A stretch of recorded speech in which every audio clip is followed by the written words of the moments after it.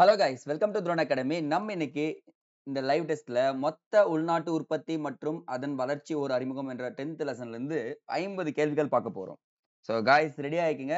ரொம்ப ரொம்ப important lessons, question area cover பண்ணக்கூடியதுங்க. ஸோ ஐ திங்க் இந்த லெசன் நீங்க ஸ்ட்ராங்கா இருந்தீங்கன்னா அடுத்த லெசன்ஸ் எல்லாம் ரொம்ப ஈஸியாவே இருக்கும் அப்படின்னு சொல்லிட்டு சொல்லிடுறேங்க. ஸ்டடியா?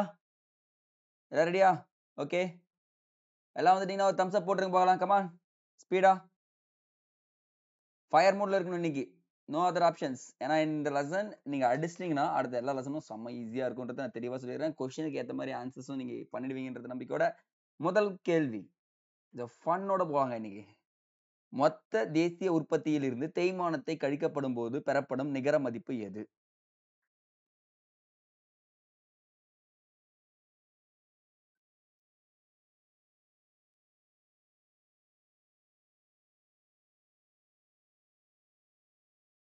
ஆப்ஷன் அவ்வளவுதாங்க.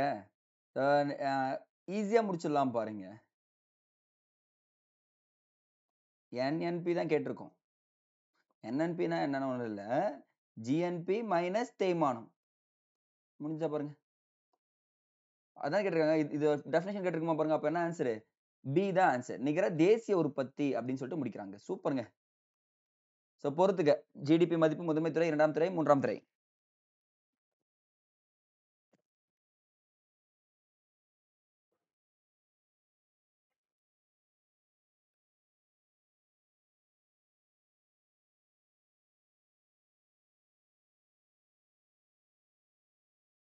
பாருங்க. ஜிடிபியின் மதிப்பீடு மத்திய புள்ளியியல் அமைப்புன்னு சொல்லிட்டு வெளியிடுறாங்க. முதன்மை துறை வந்து பாத்தீங்கன்னா காடுகள் வளர்த்தல் அப்படின்றாங்க. 2ஆம் துறை வந்து பாத்தீங்கன்னா என்ன சொல்லலாம்? ஆட்டோமொபைல்ஸ்ன்னு சொல்லலாமா? 3ஆம் துறை வர்த்தகம் அப்படின்னு சொல்லிட்டு சொல்றாங்க. அப்ப ஆன்சர் பாருங்க உங்களுக்கு 2, 1, 3, 4. ஆன்சர் எங்க இருக்கு? முடிஞ்சு போச்சு. மொத்த நாட்டு உற்பத்தி என்பது அந்நாட்டு மக்களால் ஒரு வருடத்தில் உற்பத்தி செய்யப்பட்ட வெளியீடுகளின் மதிப்பை குறிக்கும். சரியானது கேட்டிருக்கோம்.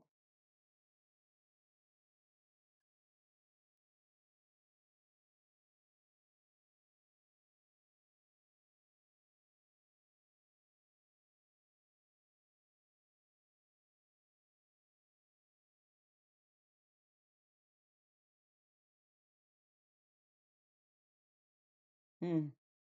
ஒரு வருடத்தில் கரெக்ட் தான் ஃபர்ஸ்ட். அடங்காதுன்னு கிடையாது. அடங்கும். மொத்த நாட்டு உற்பத்தியில் நாட்டு உற்பத்தினா தேசிய வருவாய் அப்படின்னு சொல்லிட்டு சொல்லுவாங்க. அப்போ 1 ரைட், 2வது தப்பு அப்படின்னு சொல்லிட்டு சொல்றாங்க. அடுத்தது 4த் ஒன். மொத்த உள்நாட்டு உற்பத்தியில் குறைபாடுகளில் எது தவறான செய்தி?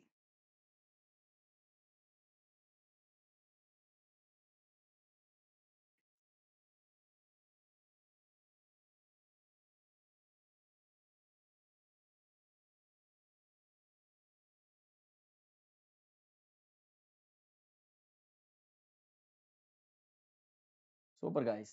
ஜிடிபியின் தரத்தை மட்டும் அளவிடுகிறது. அப்படிலாம் கிடையவே கிடையாது. ஜிடிபியின் தரம்லாம் இது அளவிடவே இல்ல. அப்படி ஏன்னா வச்சுக்கோங்களேன், ஒரு பெண்ணோட விலை. இத நம்ம சொல்லிட்டோம். சோ என்னன்னா ஜிடிபியின் தரத்தை அளவிடவில்லை அப்படின்றத மட்டும் நோட் பண்ணிக்கங்க. விவசாய பண்டங்கள் உற்பத்தியில் இந்தியா எத்தனாவது பெரிய நாடாகும்?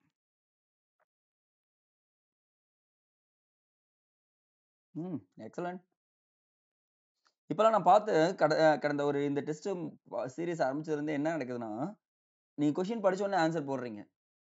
ம். அப்படின்னா என்ன அர்த்தம்? இந்த சப்ஜெக்ட்ல நான் வெல் நாலேட்ஜ் ஆயிட்டீங்கன்னு அர்த்தங்க. 2வது இடத்துல இருக்கு. குட்ங்க. பின்வருவனவற்றில் இந்திய விவசாய கொள்கை 2018 படி சில முக்கிய நோக்கங்கள் எவை? So treaty of tea apply. Challenge பண்றேன் இந்த கொஸ்டின் உங்களுக்கு நானு.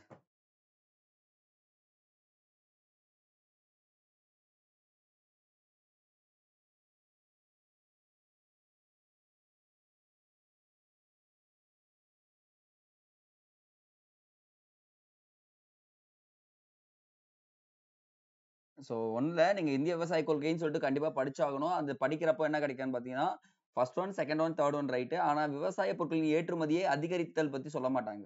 சோ விவசாய பொருட்களை எ எ மீன் இறக்குமதியை குறைக்கணும் அப்படின்னு சொல்லிட்டு தான் சொல்லியிருப்பாங்க. சோ அப்ப இந்த இடத்துல இது தப்புங்க. சோ அப்போ 1, 2, 3 தான் ஆன்சர் ரைட். சோ இந்த கொஸ்டின் எங்கிருந்து வந்ததெல்லாம் கேட்கக்கூடாது. நாங்க விவசாய கொள்கை குடுத்தாங்கன்னா, நாங்க எந்த கொள்கை வேணுமோ எடுத்து படிப்போம். அப்ப 2018 கொள்கையில இதெல்லாம் கூறியிருப்பாருங்க. பாத்துக்கங்க. அடுத்தது.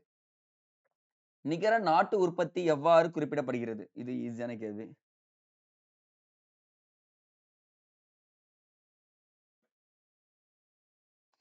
லைவ் கடைசி வரைக்கும் அட்டன் பண்ணிட்டு வந்தா இத நிறைய கொஸ்டின் நீங்க அடிச்சிருவீங்க. நீ 50க்கு எவ்வளவு மார்க்னு பார்ப்போம் எல்லாரும்.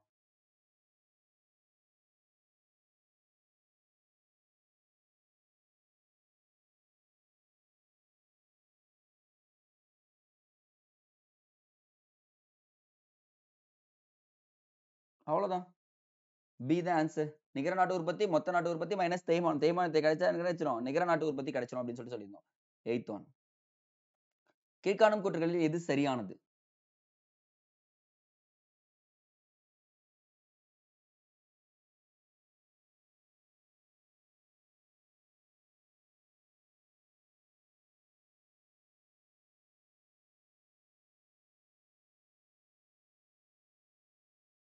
கமெண்ட் செக்ஷன்ல யார் ஃபர்ஸ்ட் கமெண்ட் பண்றீங்க பார்க்கலாம் இதுக்கு சரியான பதில்.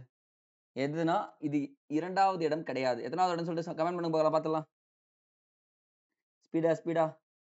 அப்போ ஃபர்ஸ்ட் ஒன் மட்டும் தான் ரைட்டு, செகண்ட் தப்பு. 8வது இடத்துல தாங்க தொழில்துறையில. சூப்பர் गाइस, சூப்பர்ங்க. அவ்வளவுதாங்க. அடுத்தது. பின்வரும் கூற்றுகளை கருத்தில் கொள்க.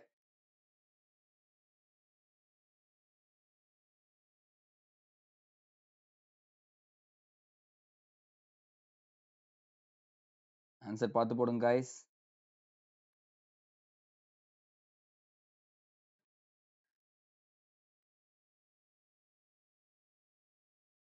அவ்வளவுதான். தவறானதுன்னு கேட்டிருக்கோம். இங்க நீங்க பார்த்திருந்தா என்ன பண்ணலாம்? இரண்டும் தவறில்லை. எல்லாமே ரைட் தான். பாகிஸ்தான் முகபுல் தான் யுஎன்டிபி தான் வந்து பாத்தீங்கன்னா ஹியூமன் டெவலப்மெண்ட் இண்டெக்ஸை வெளியிடுற அமைப்பு அப்படின்னு சொல்லியிருக்காங்கப்பா. ஸோ இது ரெண்டுத்தையும் நோட் பண்ணிக்கணும். அடுத்தது. ஜிடிபி பற்றி கீழ்கண்ட கூற்றுகளில் எது சரியானது?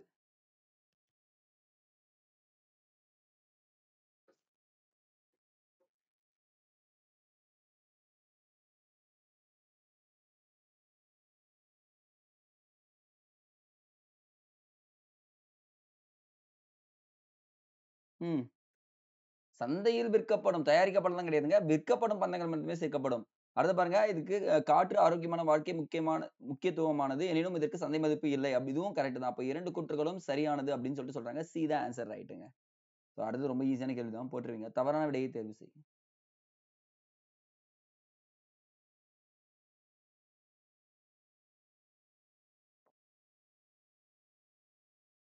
சில கேள்விக்கெல்லாம் டைமே கொடுக்க கூடாது. நீங்களாம் போட்டணும்.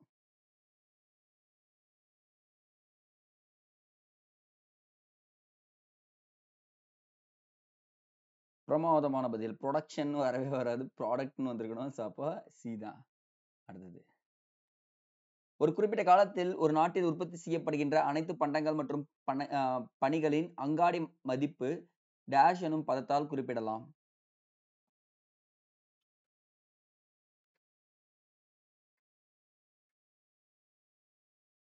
அங்காடி மதிப்பை நம்ம என்ன பண்ணலாம்? டேஷ் எனும் பதத்தால் குறிப்பிடலாம் அப்படின்னு சொல்லியிருக்கோம். எந்த பதம்?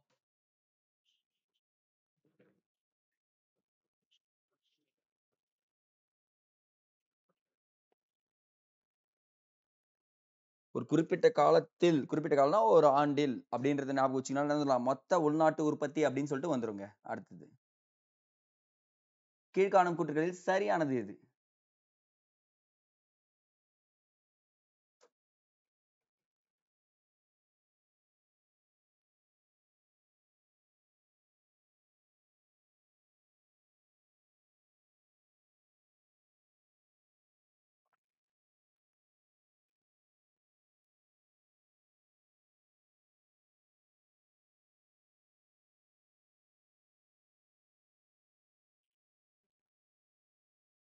பாருங்க இந்த இடத்துல 2 கூற்றுகளும் சரியானது தான் சொல்லிட்டு சொல்றாங்கப்பா. சோ பண்டத்தையோ விற்கவில்லை எனில் அதை மொத்த உள்நாட்டு சேர்க்க முடியாது. வித்தாதான் சேர்க்கப்பாங்க. எந்த ஒரு பண்ட பணிகள் அங்காடி மதிப்பில் சேர்க்கப்படுகிறதோ அது மொத்த உள்நாட்டு ஜிடிபி என அழைக்கப்படுகிறது. 2 கூற்றுகளும் சரியானதுதான் சொல்றாங்க. அடுத்தது 14. இந்தியாவில் 5 வயதுக்குட்பட்ட குழந்தைகள் ஊட்டச்சத்து குறைபாடுடன் உள்ளன. எத்தனை சதவீதம்? இதெல்லாம் நீங்க மிஸ் பண்ணக்கூடாது. இந்த மாதிரி கொஸ்டின் தாங்க நீங்க அடிக்கணும்.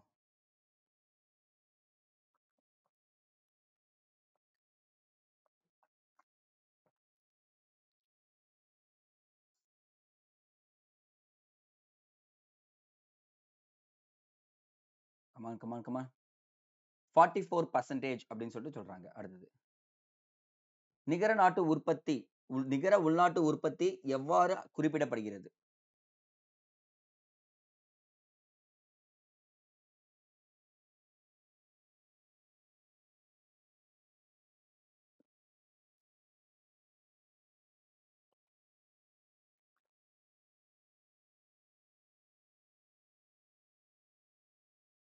அவ்வளோதாங்க. மைனஸ் தேய்மானம் எங்க வருதோ நீங்க என்ன பண்ணலாம், அப்படியே கண்ண மூடி போட்டுருவாங்க. மைனஸ் தேய்மானம் தான் முக்கியம். ஆனா, அந்த இடத்துல பார்க்கணும் உள்நாடா, தேசிய நாடா அப்படின்னு சொல்லிட்டு. தேசியமான்னு சொல்லிட்டு. அடுத்தது. இந்தியாவின் வறுமை மற்றும் பிரிட்டிஷ் இல்லா ஆட்சி எனும் தலைப்பில் புத்தகத்தை எழுதியவர் யார்? இதெல்லாம் கல் தோன்றா முள் தோன்றா கேள்வி. கண்ண மூடிட்டு ஆன்சர் வரணும். சார் கண்ண மூடிட்டு போட்டா ஏ போட மாட்டோம் சார். பி தான் சார் போடுவோம். அப்படிதாங்க பண்ணணும். அவ்வளோதாங்க. சூப்பர்ங்க, சூப்பர்ங்க. இதெல்லாம் வந்து தப்பு பண்ண மாட்டீங்க. பட் ஆனா என்னன்றது ஒரு ரிமைனிங். அடுத்தது. ஜிடிபி சம்பந்தப்பட்ட ஆவணங்களை பாதுகாப்பது எது?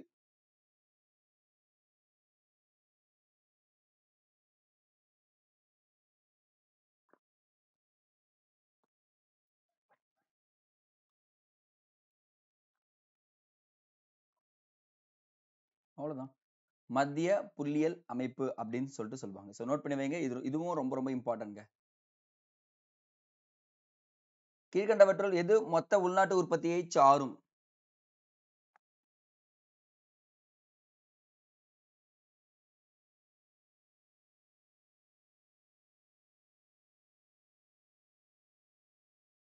நல்லா கான்செப்ட் புரிஞ்சுச்சுன்னா, மொத்த உள்நாட்டு உற்பத்தியில விற்றது மட்டும் தான், வாங்குறது மட்டும் தான் சேர்க்கப்படும் அப்படின்னு சொல்லிட்டு பார்த்தீங்கன்னா, வாங்குதல், வாங்குதல், விற்றல் முடிஞ்சுச்சா பாருங்க. அப்ப என்ன வருது? இவை அனைத்தும் சாருது அப்படின்னு சொல்லிட்டு முடிச்சிடலாங்க. அடுத்தது. இடைநிலை பண்டங்கள் என்பதின் பொருளை வரையறுத்த பொருளியல் வல்லுநர்களில் கீழ்க்கண்டவற்றுள் யார் யார்? அது ஃபர்ஸ்ட் பேஜ்ல இருக்கு. யார் ஆன்சர் பண்றீங்க பார்க்கலாம்.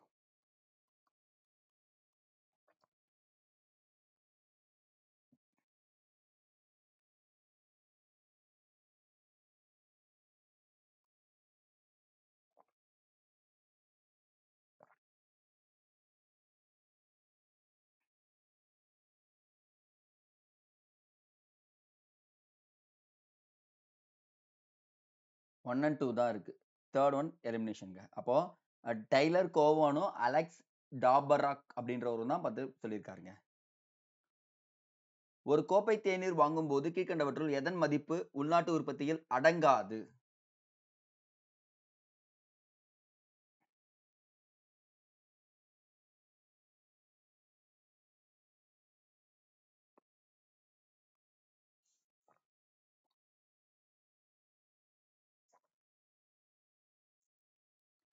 அப்போ தேநீரோட இடைநிலை பண்டங்கள் பாருங்க. பால், சர்க்கரை, தேயிலை எல்லாமே வரும்.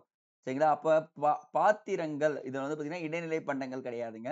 ஸோ இந்த இடத்துல டி மட்டும் எலிமினேஷன் பண்ணிட்டீங்கன்னா, டி தான் அடங்காது. மீதி எல்லாமே இது அடங்கும். ஏன்னா இதனுடைய விலைய பார்ப்பான், இதனுடைய விலைய போடுவான், இதனுடைய விலைய போடுவான். அப்பதான் நமக்கு என்ன பண்ணுவான்? ரூ. 10 டீ தராங்க. சார் பொய் சொல்லாதீங்க. ரூ. 10 இல்ல. சில இடங்கள்ல ரூ. 12 விக்குது. சில இடங்கள்ல ரூ. 5 விக்குது. ஸோ அந்த டீயோடைய விலை ரூ. 15 நிர்ணயிக்கிறது யாருன்னா, இந்த பால், சர்க்கரை, தேயிலை அப்படின்னு சொல்லிட்டு போடலாம். பாத்திரம் ஸ்டாண்டர்ட்ங்க நமக்கு. ரூ. 100 ஒரு பொருள் வாங்குனா, அது கிட்டத்தட்ட ஒரு 2 வருஷம் வச்சுக்கலாம். அதுதான் இங்க சொல்லியிருக்காங்க. அடுத்தது. மொத்த நாட்டு உற்பத்தி எவ்வாறு குறிப்பிடப்படுகிறது? எதிர்பார்க்கல. இல்ல. நீங்க எதிர்பார்த்திருப்பீங்க. ஃபார்முலா வச்சு ஒரு கொஸ்டின் வைப்பேன்னு கண்டிப்பா உங்க மனசுக்குள்ள தோணியிருக்கும். இந்த சார் எங்க இருந்து எடுக்க போறாரு 50 கேள்வின்ட்டு.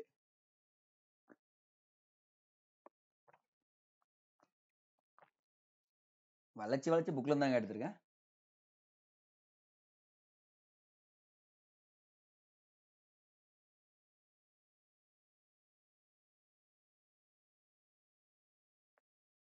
அவ்வளவுதாங்க. ஆன்சர் 22வது. தெளிவா ஆன்சர் பண்ணுங்க. கடந்த 2 சகாப்தங்களாக ஜிடிபியின் நிலையான அதிகமான வளர்ச்சியால் கீழ்க்கண்டவற்றுள் எது அதிகரித்துள்ளது? ஜெனரலா யோசிச்சா போட்டுடலாம். நல்லா யோசிச்சு பாருங்க. ஜெனரலிஸ்டிக் கொஸ்டின்ங்க. எக்கனாமிக்ஸ் ஸ்டூடண்ட்ஸ் இப்படி யோசிச்சீங்கன்னா, இந்த கொஸ்டின் நீங்க கரெக்ட்டா பண்ணிட்டீங்கன்னா அவ்வளவுதாங்க. உங்க கண்ணு முன்னாடியே பார்த்திருப்பீங்க. க்ளூ குடுத்துட்டா எல்லாரும் கார் வாங்கியிருப்பாங்க. அவ்வளோதான். எல்லாரும் வீடு கட்ட ஆரம்பிச்சுட்டாங்க. எல்லாரும் கார் வாங்க ஆரம்பிச்சுட்டாங்க. எல்லாருமே என்ன பண்ண ஆரம்பிச்சுட்டாங்க? லைஃப்ப ரன் பண்ண ஆரம்பிச்சுட்டாங்க. அப்படின்னா என்ன அர்த்தம்? தனிநபர் வருமானம் 2 சகாப்தங்களாக அதிகரித்து வருகிறது. ஸோ அப்படி நீங்க எலிமினேஷன் மெத்தட்ல போட்டீங்கன்னா ஈஸியா போட்டுடலாம். நாட்டு வருமானம் அதிகரிக்கல. மனிதவள மேம்பாடும் அதிகரிக்கல. இது எதுவும் இல்லையும் வராது. அப்ப தனிநபர் வருமானம் தான் வரும். அடுத்தது காய்ஸ். இந்தியாவில் 15 வயதும் அதற்கு மேலுள்ள மக்கள் தொகையில் எத்தனை சதவீத கல்வி அறிவு பெற்றவர்களாக உள்ளனர்?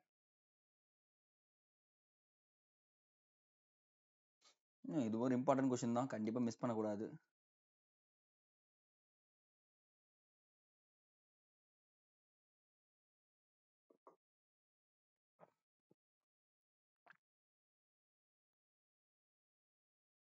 63%. ஸோ மேட்ச் பண்ணுங்க.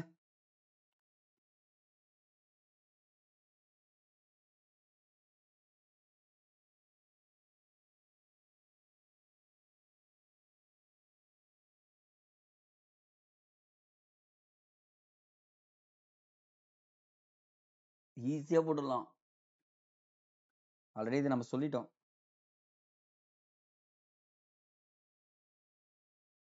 சரிங்க. ஃபர்ஸ்ட் ஒன் 3 முடிஞ்சிச்சு. அப்போ இது 2 எலிமினேஷன் பாருங்க. ஐயா இவங்க 2 பேரும் கிடையாது ஐயா. செகண்ட் ஒன் முடிஞ்சிச்சு. அப்போ ஆன்சரே வந்துச்சு. புரியுதுங்களா? ரொம்ப பெருசாலாம் போக தேவையில்ல. நீங்க இதை நீங்க பிடிச்சிட்டீங்கன்னா லைனை போட்டுடலாங்க. வேற ஆப்ஷனே தேவையில்ல. சரிங்களா? ஸோ எப்பவுமே இந்த லைன் பிடிக்கிறதுக்கு கத்துங்க மேட்ச் த ஃபாலோயிங்ல. அடுத்து 25வது. செலவிட தகுதியான வருமானம் என்பது கீழ்கண்டவற்றில் எவ்வாறு குறிக்கலாம்? ஸோ இது ஒரு ரொம்ப ரொம்ப important கான்செப்ட்ங்க.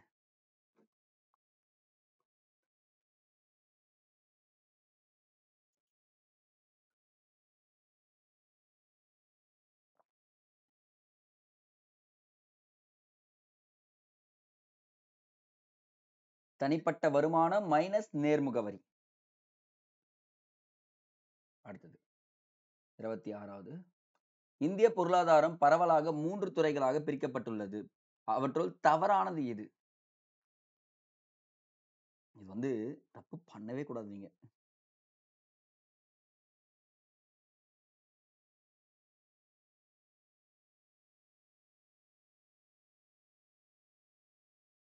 That's enough guys. Super.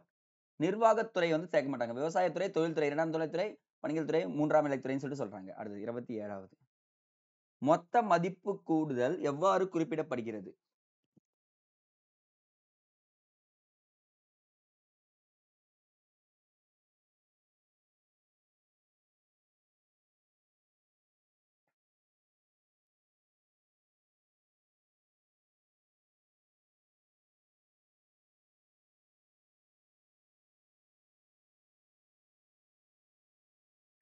ஏதாங்க answer. அடுத்தது 28வது. வெளிநாட்டு நிறுவனங்களை இந்திய பொருளாதாரத்திற்குள் எந்த ஆண்டு முதல் இந்தியா அனுமதித்தது? இது ஜென்ரலா போட்டுடலாம்.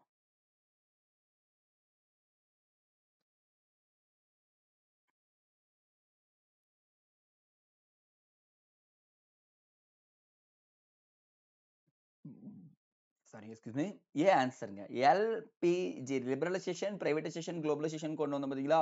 அப்பதான் எல்லாருமே நீங்க வாங்க உள்ள வாங்கினாங்க. சில இதுக்கெல்லாம் வந்து கட்டுப்பாடுகள் வச்சுட்டாங்க. அப்புறம் வந்து பார்த்தீங்கன்னா திறந்து விட்டுட்டாங்க. ஸோ இதாங்க சொல்லுவாங்க. அடுத்தது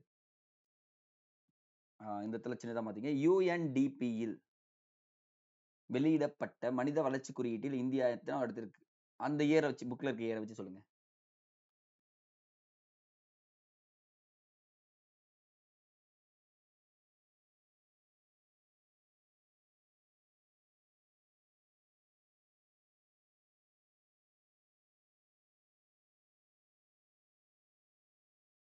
அவ்வளவுதாங்க.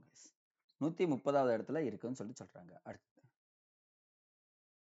எந்த ஆண்டு முதல் பல தொழில்துறை கொள்கைகள் பெரிய அளவிலான தொழிற்சாலைகளுக்காக ஏற்படுத்தப்பட்டது? ரொம்ப ரொம்ப இம்பார்ட்டன்ட்.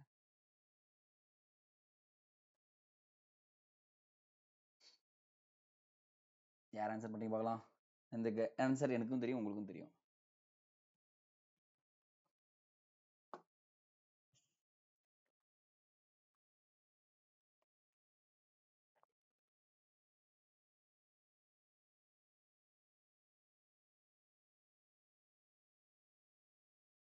ஆன்சர் பிங்க. 1948 ஆண்டு முதல் தான் என்ன ஆயிடுச்சு, இந்த விஷயங்களை கொண்டு வந்திருக்காங்கன்னு சொல்லிட்டு சொல்றாங்க. அடுத்தது ஸோ பொறுமையா படிச்சு ஆன்சர் பண்ணுங்க போகலாம். இது மட்டும்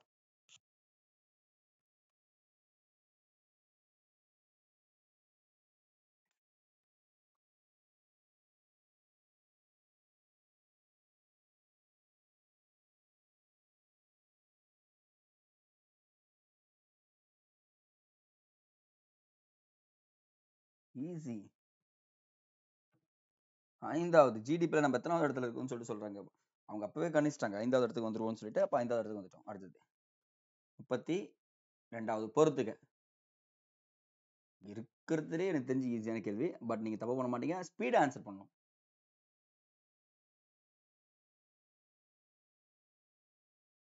இத மட்டும் நான் உங்களுக்கு எக்ஸ்பிளனேஷன் பண்றேன்.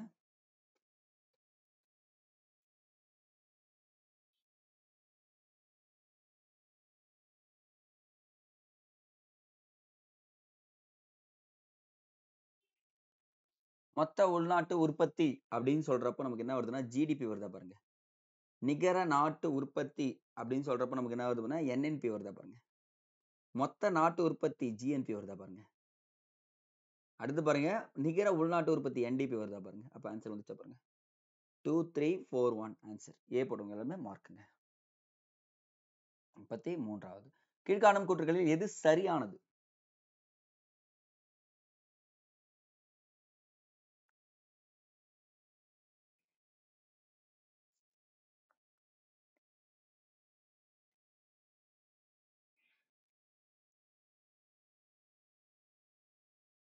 ஜிடிபி பத்தி கேட்டிருக்கோம். கரெக்டா ஆன்சர் பண்ணுங்க பார்த்து.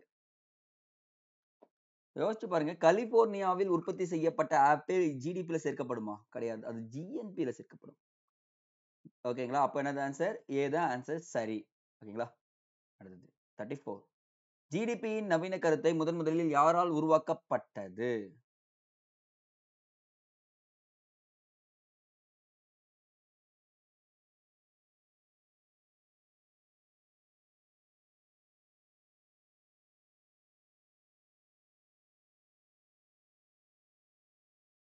இது ஈஸியான கேள்வி. சைமன் குஸ்னட் என்பவரால் தான் உருவாக்கப்பட்டது. அடுத்தது. மொத்த உள்நாட்டு உற்பத்தியில் வருமான கணக்கீடு முறை படி கீழ்கண்ட பதங்களுள் எது சரியானது? சோ இது ஒரு இம்பார்ட்டன்ட் கொஸ்டின்ங்க. ஆனா ரொம்ப ரொம்ப ஈஸி.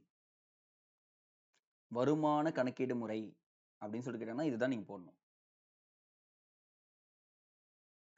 இதுல எதுவுமே நீங்க கழிக்க தேவையில்ல. நம்மளோட எதுவுமே கழிக்க தேவையில்ல. அப்ப என்ன ஆன்சர் வருது? ஏ தாங்க. பிரச்சனை இல்லை. அடுத்தது. கீழ்கண்ட மொத்த உள்நாட்டு உற்பத்தியின் பயன்களில் தவறானது. ஜிடிபில ஏதோ தப்பா இருக்கு.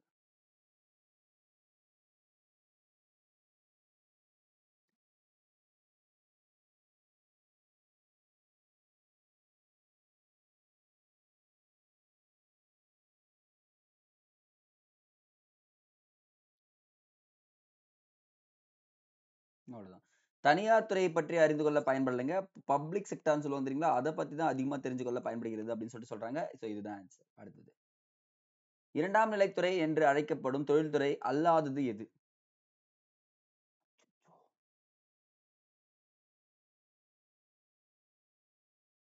தொழில்துறையில் அல்லாதது. நல்லா படிச்சுங்க இந்த கொஸ்டின். இந்த கொஸ்டின் எங்க இருந்து ரிஃப்ளெக்ட் ஆகலாம்?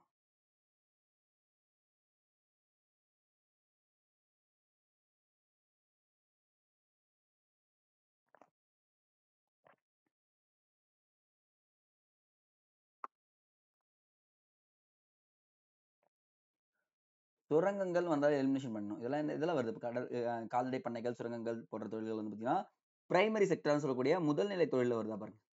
மீதி எல்லாமே கரெக்ட்டுங்க. அப்போ டி ஆன்சர் போட்டுங்களுக்கு மார்க். 38. மொத்த உள்நாட்டு உற்பத்தி எவ்வாறு குறிப்பிடப்படுகிறது?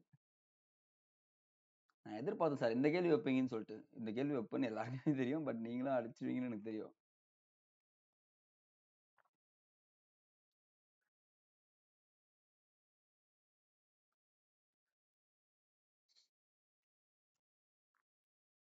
That's enough guys. C plus I plus G plus X minus M. Consumer, investor, government, export and import அப்படின்னு சொல்லிட்டு முடிச்சிருவாங்க. ஸோ இதை நோட் பண்ணுவீங்க. அடுத்தது 38வது. பொருளாதார வளர்ச்சி என்பது பொருளாதார முன்னேற்றத்தின் ஓர் அம்சமாகும் எனும் யாருடைய கருத்தாகும்?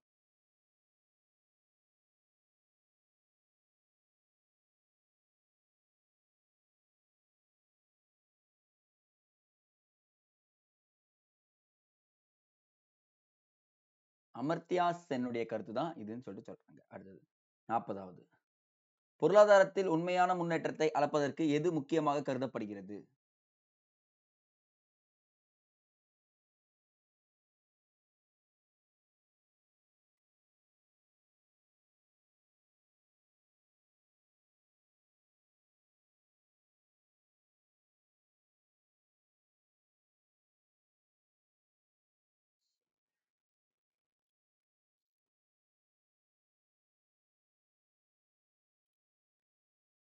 மனித மேம்பாட்டு குறியீடு அப்படின்னு சொல்லிட்டு சொல்றாங்க. ஸோ இம்பார்ட்டன்ட் இதுவும்.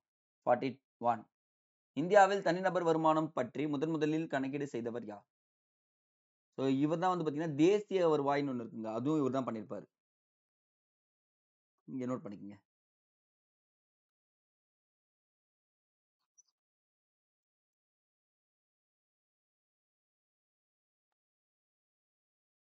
முதலில் தேசிய வருவாயும் கணக்கீடு செய்தவர் யாருன்னா, தாதாபாய் நௌரோஜி. தனிநபர் வருமானத்தையும் கணக்கீடு செய்தவர் யாருன்னா, தாதாபாய் நௌரோஜி அப்படின்னு சொல்லிட்டு சொல்றாங்க. 42. இந்திய பொருளாதாரத்திற்கு எந்த துறைகள் அதிகமான வருமானத்தை வழங்குகிறது?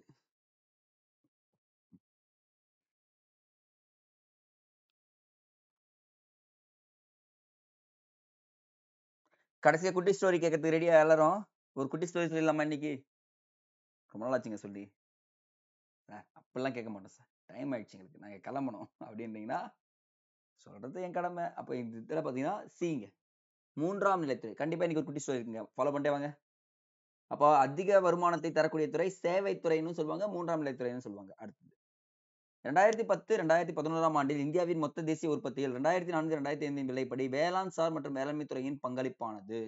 ஸோ இது வந்து பார்த்தீங்கன்னா, ஒரு previous year question and at the same time இந்த வேளாண்மைன்னு சொல்லிட்டு ஒரு கிராஃப்ட் இருக்கும். அதுல இருக்கும் பாருங்க. இப்போ பார்த்தீங்கன்னா தெரியாது. கண்டுபிடிக்க முடியாது. ஸோ இதுல மட்டும் கன்சிடர் பண்ணுங்க.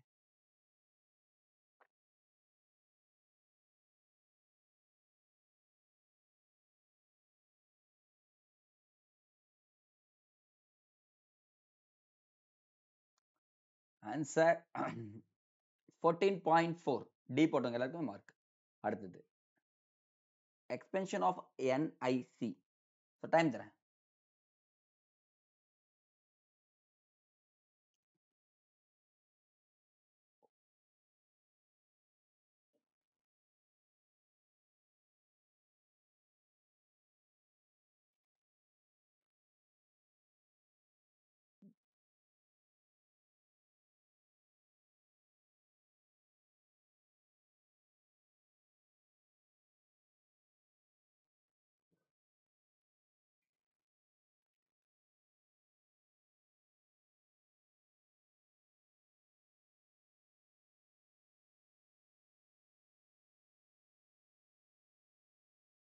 நேஷனல் இன்ஃபர்மேட்டிக் சென்டருங்க. ஸோ இது வந்து ரொம்ப ரொம்ப இம்பார்ட்டன்ட். தெரிஞ்சு வச்சுக்கோங்க. கேட்காலம் மிஸ் பண்ணக்கூடாது. ஏற்றுமதி இறக்குமதி கொள்கை உருவான ஆண்டு.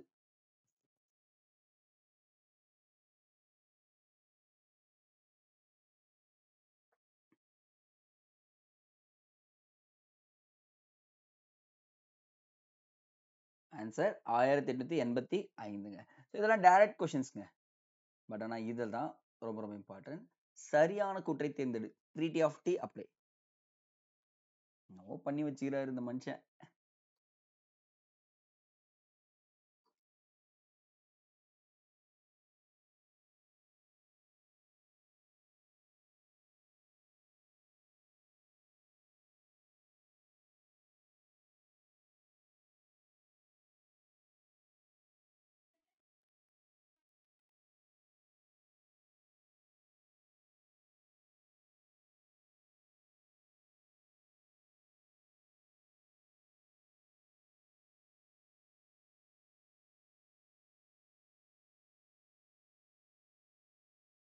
அவ்வளவுதாங்க. இங்க பாருங்க. ஒரு குறிப்பிட்ட கால வரையறைக்கு உரியதானது அப்படின்னு கொடுத்தா இது ரைட். அப்ப தப்பாயிடுச்சு. அல்லன்றதுக்கு பதிலா தொடர்பானதுன்னு கொடுத்தா ரைட். பணம் சார்ந்த அளவீடாகும்.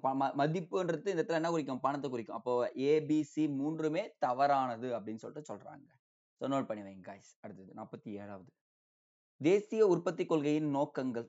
ஸோ இதுக்கும் treaty of challenge.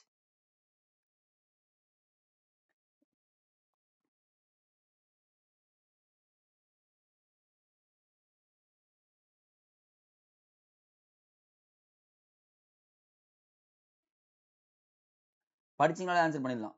Negative positive. ஓகேவா? ஒரு க்ளூ கொடுத்துட்டேன் சார். அதுதான் சார் எங்களுக்கு க்ளூவே. ஸோ இந்த மாதிரி கொள்கைகள் கேட்கிறப்போ ஒன்னே ஒண்ணு இல்ல. நெகட்டிவ் பாசிட்டிவ் இருக்கான்னு மட்டும் செக் பண்ணுங்க. ஸோ பாருங்க.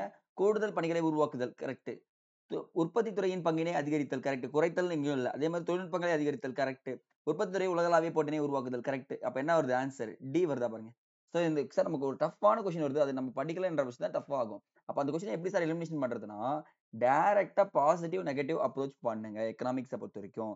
பாசிட்டிவ் அப்ரோச் 100% உங்களுக்கு கை குடுக்கும்.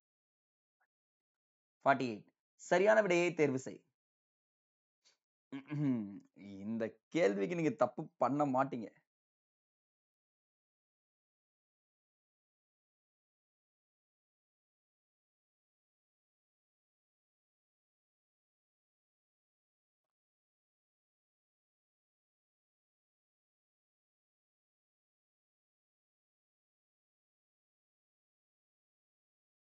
அவ்வளவுதாங்க. ஜெர்மன் நாட்டெல்லாம் கிடையவே கிடையாது அவரு. மனிதவளம் பாகிஸ்தான் படிச்சிட்டோம். பாருங்க 3rd ஸ்டேட்மெண்ட் பாருங்க. மொத்த மகிழ்ச்சி நேபாள் கிடையாது. பூட்டான் அரசர். அப்போ 1ம் 4ம் சாரி 2ம் 4ம் மட்டும் தான் ரைட். அப்ப பி ஆன்சர். மொத்த தேசிய மகிழ்ச்சியை 4 தூண்களாக கருதப்படுவனவற்றுள் தவறானது எது? Come on guys almost done. எனக்கு தெரியும் நிறைய பேர் ஐபிஎல் பார்க்கவும் போயிடுவீங்க. பட் வந்துட்டோம்.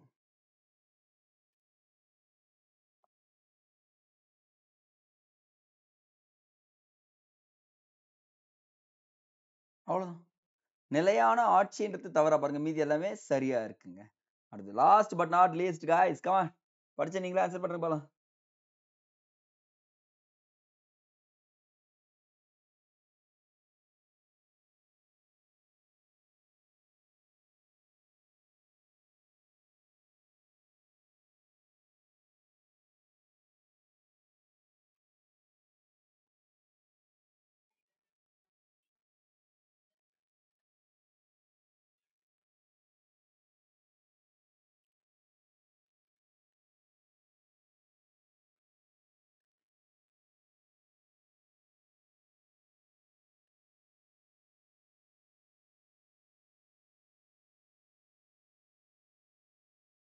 guys come on almost done. Second elimination பண்ணிடுங்க. Third one right, first one right. அப்ப என்ன ஆயிடுதுன்னா ஏ ஆன்சர் ரைட்டுங்க. ஸோ கமெண்ட் செக்ஷன்ல மறக்காம கமெண்ட் பண்ணுங்க பார்க்கலாம். எல்லாருமே 50 மார்க் எவ்வளவு எடுத்திருக்கீங்கன்னு சொல்லிட்டு எல்லாரும் செக் பண்ணிடுறேன். காய்ஸ் ஒரே ஒரு விஷயம் சொல்லிட்டு இருக்கேன். எப்பவுமே இந்த டிஎன்பிசி படிக்கிறவங்க, காம்படிட்டிவ் எக்ஸாம் படிக்கிறவங்களுக்கு ஒரு விஷயம் இருக்குங்க. ஸோ என்னன்னா அந்த குட்டி ஸ்டோரியில நீங்க சொல்ல போறது பயம்ங்க. பயம்னு சொல்லலாம், தயக்கம்னு சொல்லலாம். சார் அந்த சப்ஜெக்ட் எனக்கு கஷ்டமா இருக்கு அப்படின்னு சொல்லிட்டு ஒரு வார்த்தைகள் நான் நிறைய டைம் ஸ்டூடெண்ட்ஸ் மத்தியில கேள்விப்பட்டிருக்கேன். ஸோ அது எப்படி சார் கஷ்டமாகுதுன்னு பார்த்தீங்கன்னா, நீங்க அந்த தயக்கமும் பயமும் தான். ஸோ அந்த தயக்கமும் பயத்தை நீங்க விடுற வரைக்கும் கடவுளே வந்து உங்க பக்கத்துல நின்னு தம்பி பயப்படாதுன்னு சொன்னாலும் உங்களுக்கு அந்த பயம் விட்டு போகாது. அந்த பயம் எப்ப விட்டு போகும்னா கான்ஃபிடென்ட் லெவலை இன்க்ரீஸ் பண்ணி இந்த சப்ஜெக்ட் தானே நமக்கு வரலன்னா யாருக்கும் வராது. நமக்கு கஷ்டம் எல்லாருக்கும் கஷ்டம் அப்படின்னு சொல்லிட்டு ஒரு மைண்ட் தாட் எடுத்துட்டு அழகா படிங்க. சூப்பரா மார்க் ஸ்கோர் பண்ணிட்டு போயிட்டே இருப்பீங்க. ஸோ நான் இன்னைக்கு சொல்றது தான் எக்கனாமிக்ஸா இருக்கட்டும், யூனிட்ஸா இருக்கட்டும், பாலிட்டி எந்த சப்ஜெக்ட் வந்தாலும் எனக்கு அது பிடிச்ச சப்ஜெக்ட்னு சொல்லிட்டு உட்காந்து படிக்க ஆரம்பிச்சிங்கன்னா ஆட்டோமேட்டிக்கா ஸ்கோர் இன்க்ரீஸ் ஆகும்னு சொல்லிடுறேன். லைவ் டெஸ்ட்ல அட்டென்ட் பண்ணவங்க எல்லாருமே பிக் அப்ளாஸ் கொடுத்துறேன். At the same time congratulation for your examination. Come on guys mark entry பண்ணுங்க பார்க்கலாம், பார்த்துறேன். Super super super. சரி ஓகேங்க, சந்திப்போம். நன்றி.